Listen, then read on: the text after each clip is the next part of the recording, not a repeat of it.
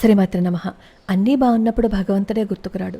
కానీ ఏదైనా చిన్న కష్టం వచ్చినప్పుడు భగవంతుడా అని అప్పుడు పిలుస్తాం. మనకి తట్టుకోలేని సమస్యలు వచ్చినప్పుడు ఖచ్చితంగా భగవంతుడు గుర్తుకొస్తాడు. భగవంతుడా, నన్ను ఈ కష్టం నుంచి బయటపడేయి, ఈ కష్టాన్ని నేను తట్టుకోలేకపోతున్నాను అని భగవంతుడి పాదాలు పట్టుకుంటాం. సమస్య నుంచి బయట పడలేకపోతున్న వాళ్ళు ఎవరైనా సరే మనం బాగుంటే చూడలేకుండా మనల్ని అనవసరంగా మాటలంటూ మనల్ని ఎవరైనా బాధ పెడుతూ ఉన్నా, శత్రుభయం ఉన్నా, అసలు ఈ కష్టం నుంచి నేను బయటపడలేకపోతున్నాను అనుకునే సమయాల్లోనూ తెలియని భయం మనల్ని వెంటాడుతున్నప్పుడు ఈ రామ ఆపదుద్ధారక స్తోత్రాన్ని గనక సంపుటీకరణ చేసి చదివితే ఎటువంటి ఆపద నుంచైనా సరే బయటపడిపోతాం. చెప్పాలి అంటే మన చుట్టూ ఒక రక్షణ వలయమే ఉంటుంది. రామచంద్రమూర్తి అనుగ్రహం మనకు ఉంటుంది అనటంలో సందేహమే లేదు. అయితే దీన్ని ఎలా చదవాలి? మామూలుగా ప్రతిరోజు ఆపదామపహత్తారం దాతారం సర్వసంపదం లోకాభిరామం శ్రీరామం భూయో భూయో నమామ్యహం, ఈ శ్లోకాన్ని నిత్యం అలా జపించుకుంటూ ఉండొచ్చు. దీనికి ఈ సమయంలో చెయ్యాలి, ఆ సమయంలో చెయ్యాలి అనేమి ఉండదు. కాకపోతే శుచిగా మనం ఎప్పుడూ చేసుకోవచ్చు.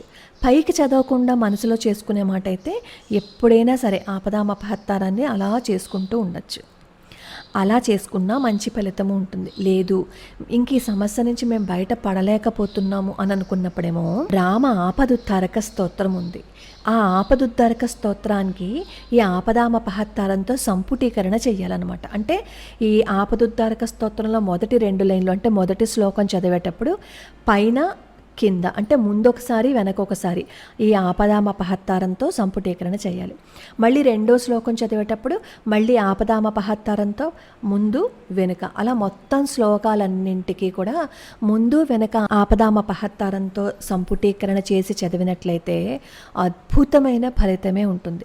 దీనికి చాలా సమయమే తీసుకుంటుంది. కాబట్టి పొద్దున్నే లేచి చక్కగా స్నానం చేసి చాలా శ్రద్ధగా భక్తిగా ఈ స్తోత్రాన్ని సంపుటీకరణ చేసి చదివినట్లయితే ఎటువంటి కష్టం నుంచైనా బయటపడిపోతామని చెప్పి చెప్తారు. అయితే ఈ స్తోత్రం చేస్తున్నప్పుడు మనం రామ పట్టాభిషేకం ఫోటో పెట్టుకుని అప్పుడు అక్కడ కూర్చొని చెయ్యాలి. అలాగే నివేదన పానకం కానీ వడపప్పు కానీ రెండిట్లో ఏదైనా పెట్టచ్చు రామచంద్రుల వారికి. అయితే వెంటనే అడుగుతారు ఎన్ని రోజులు చెయ్యాలి అని. ఎన్ని రోజులు చెయ్యాలి అని అనేకంటే కూడా ఎంత శ్రద్ధగా చెయ్యాలి అనే దాని మీద దృష్టి పెడితే భగవంతుడి అనుగ్రహం మనకి ఎప్పుడూ ఉంటుంది. మరి నియమాలు ఏంటి? మాంసాహారము అవి మానేయాలా? మానేస్తే మంచిదే. ఎందుకంటే మనం ఒక కామ్యం కోసం చేస్తున్నప్పుడు మన మీద మనం కంట్రోల్స్ పెట్టుకుని చేసినట్లయితే మంచి ఫలితం ఉంటుంది. అయితే బ్రహ్మచర్యం పాటించాలా అని అడుగుతారు.